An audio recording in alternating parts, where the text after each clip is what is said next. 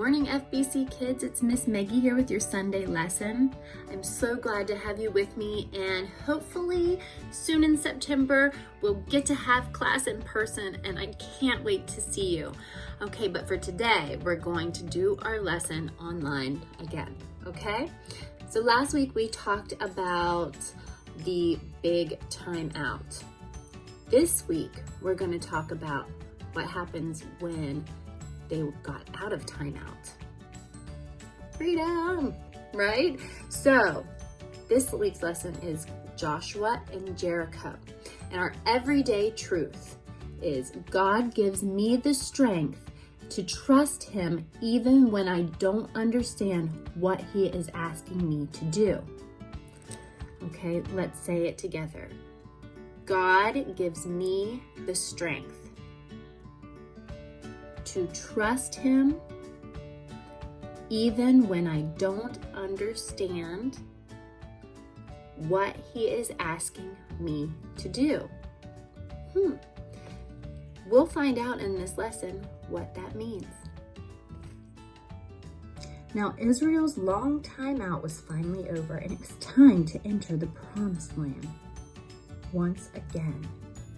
Moses, their leader, gave a long speech reminding the Israelite kids, who were now grown-ups, of everything God had done for them and all the laws he had given them. Everyone said, "Yes, we're going to trust God this time for sure."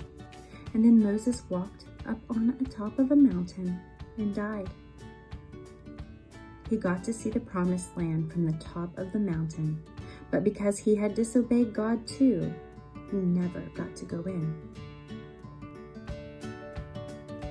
Instead, God chose Joshua to be Israel's new leader. Joshua is a man who trusted God. So Joshua led all the Israelites across the Jordan River and into Canaan, the promised land. Of course, they weren't alone in Canaan. Just as soon as they crossed the river, they ran into a city, a pretty big one, called Jericho. And it had big, strong walls and big, strong people who did not want the Israelites moving into Canaan. Joshua knew God was giving them this land, but the people of Jericho didn't care about Israel's God. They were ready to fight the Israelites to stop them from going any further, and the people of Jericho were going to stay in Canaan. And as long as they were safe behind their walls, there was nothing the Israelites could do about it. Then God gave Joshua some very strange instructions. March around the city one time each day for 6 days, God said. On the 7th day, march around the city 7 times and have your priests blow horns. When the horns blow, have everyone yell and the walls of the city will fall down. Joshua trusted God, but did he trust God this much? What if he had Israel follow God's instruction and nothing happened?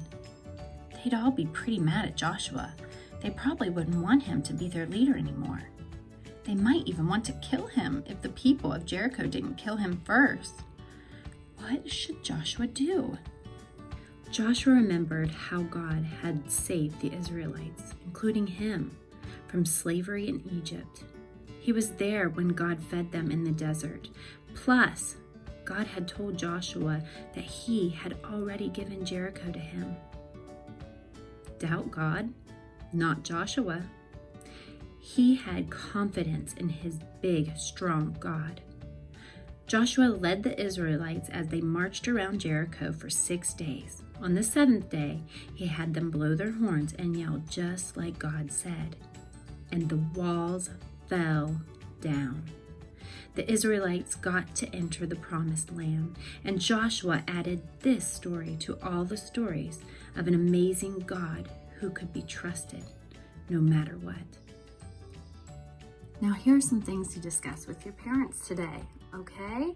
Or your brothers and sisters, or your grandparents, or your aunts and uncles.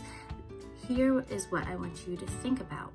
Why do you think remembering God's faithfulness helped Joshua trust him? And also, I want you to share a time with each other that you needed to trust God. Or you can share a time that you needed to trust God with us. Or send me a video, okay? Because I would love to hear about it and discuss it. So that brings us back to our everyday truth. Now we know what it's talking about. God gives me the strength to trust Him even when I don't understand what He is asking me to do. They did not understand. What? They have a big wall, they have weapons probably, and they look scary. And you want me to march around there and just yell at a wall and it's gonna come crumbling down? Would you trust Him? I would be nervous too. But they trusted God like they should because He's strong and He's powerful. And the wall came crumbling down. Wow, could you imagine? He's an amazing God.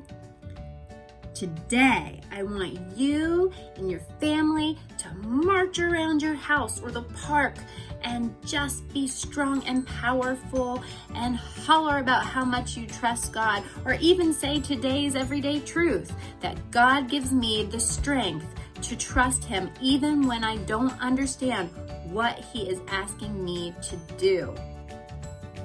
Have a little parade around your house. It'll be fun. So let's end our lesson on a prayer. Dear God, please give us the strength, like Joshua, to trust You even when we don't understand what You are asking us to do. Amen. Have a good Sunday, everyone. See you soon.